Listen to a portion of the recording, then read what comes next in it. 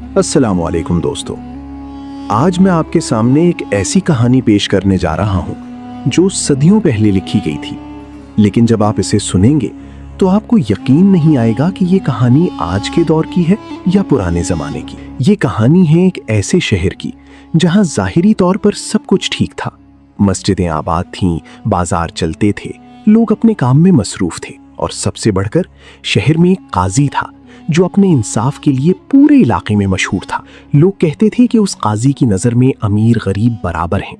लोग कहते थे कि उसके दरवाजे पर जुल्म का कोई गुजर नहीं। लोग कहते थे कि अगर कहीं सच्चा इंसाफ देखना हो तो उस काजी की अदालत में आओ। लेकिन दोस्तों, दुनिया जो देखती है वो हमेशा हकीकत नहीं होती, और यही बात शेख सादी ने अपनी लाफानी किताब गुलिस्तान में इस एक वाक़े के जरिए हमें समझाई है। तो आइए शुरू करते हैं।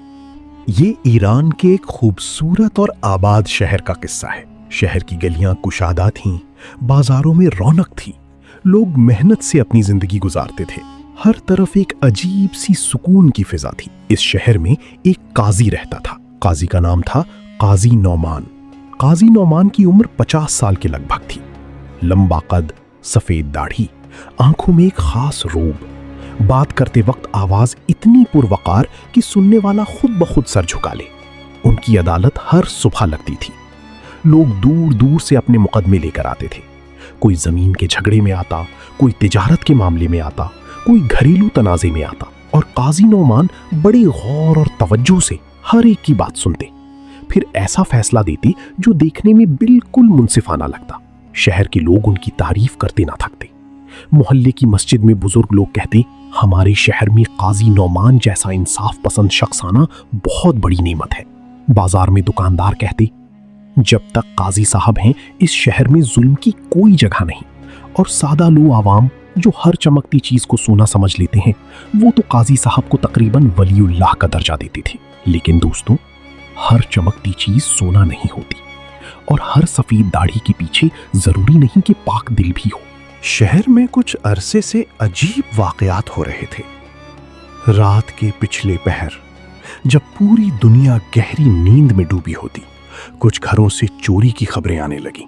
पहले एक ताजिर के घर से सोने के सिक्के गायब हुए, फिर एक अमीर आदमी के घर से कीमती कपड़े चोरी हुए, फिर एक बेवा औरत के घर से जो उसकी पूरी जिंदगी भर की कमाई थी, वो चंद जेवर भी चले गए।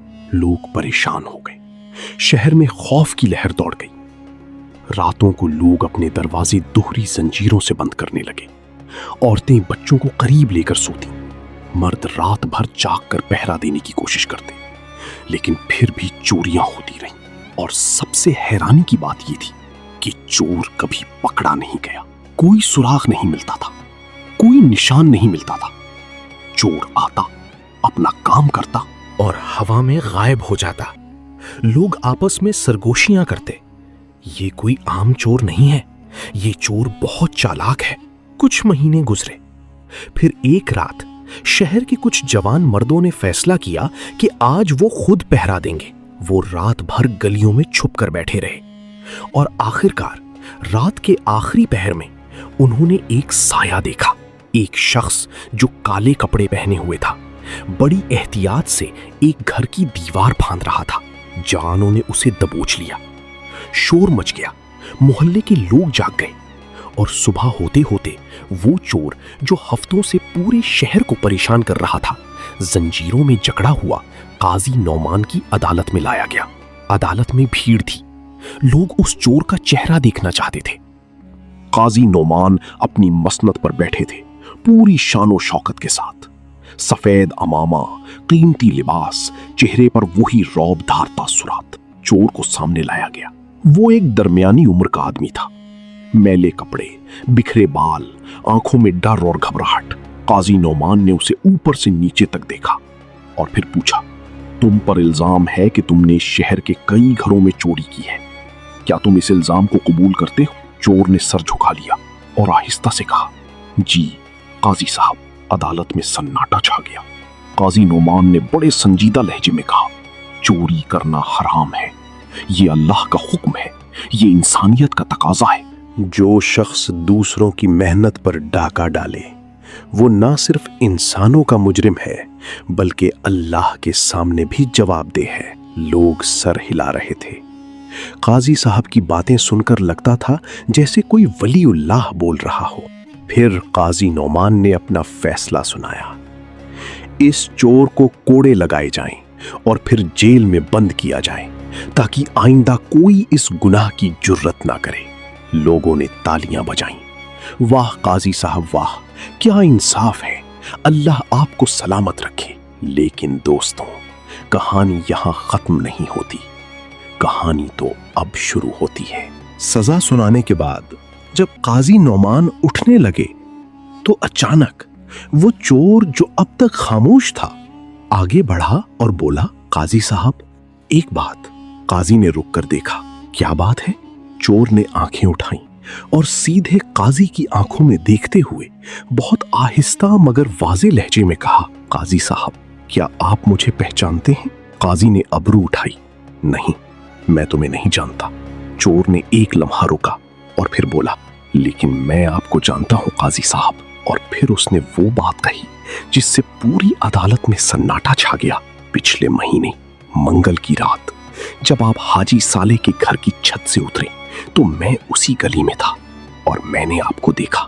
قاضی کا چہرہ ایک لمحے کے لیے سفید پڑ گیا، لیکن پھر فوراً سنبھل کر بولے، یہ کیا بکواس ہے، یہ شخص جھوٹا ہے، یہ اپنی سزا سے بچنے کے لیے الزام لگا رہا ہے۔ لیکن چور نے مزید کہا، قاضی صاحب اس رات آپ نے نیلے رنگ کا لمبا کرتا پہنا ہوا تھا اور آپ کے ہاتھ میں ایک کالی تھیلی تھی جس میں کچھ چیزیں تھیں۔ عدالت میں سرگوشیاں شروع ہو گئیں، لوگ ایک دوسرے کو دیکھنے لگے۔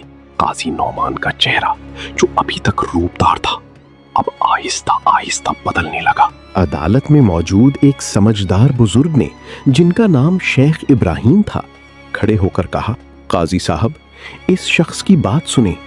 انصاف کا تقاضا ہے کہ ہر الزام کی تحقیق ہو، چاہے وہ کسی پر بھی لگایا گیا ہو۔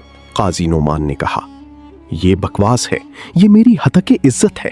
لیکن شیخ ابراہیم نے پرسکون لہجے میں کہا، قاضی صاحب آپ ہی نے تو ہمیں سکھایا تھا کہ سچ سے کبھی نہیں ڈرنا چاہیے۔ اگر یہ الزام جھوٹا ہے تو تحقیق سے یہ ثابت ہو جائے گا اور آپ کی عزت اور بڑھے گی۔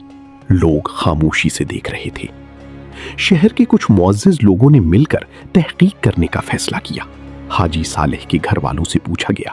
حاجی صالح کی بیوی نے، جو ایک بوڑھی عورت تھی، کانپتے ہاتھوں سے کہا، ہم نے تو کسی کو نہیں بتایا، لیکن جس رات آپ لوگ بتا رہے ہیں اس رات ہمارے گھر سے بھی کچھ زیور اور دینار غائب ہوئے تھے۔ ہم نے سوچا شاید ہم سے بھول ہوئی ہو، اس لیے چپ رہی۔ پھر ایک اور گواہ سامنے آیا، ایک نوجوان جو رات کو اپنے مریض باپ کے لیے دوا لینے نکلا تھا۔ اس نے بھی کہا، میں نے اس رات ایک لمبے آدمی کو جو قاضی صاحب جیسا لگتا تھا اس گلی میں دیکھا تھا، لیکن میں نے سوچا یہ میری غلطی ہوگی، قاضی صاحب ایسا نہیں کر سکتے۔ ایک کے بعد ایک گواہیاں آتی رہیں اور آہستہ آہستہ وہ پردہ جو برسوں سے قاضی نعمان کے چہرے پر تھا اٹھنے لگا۔ جب ثبوت ایک کے بعد ایک سامنے آنے لگے تو قاضی نعمان کے چہرے سے وہ روب، وہ تکبر، وہ بناوٹی شان، سب کچھ غائب ہو گیا۔ کندھے جھک گئے، آنکھیں نیچے ہو گئیں، اور پھر عدالت میں بھرے لوگوں کے سامنے قاضی نعمان کی آواز ٹوٹ گئی، میں نے غلطی کی۔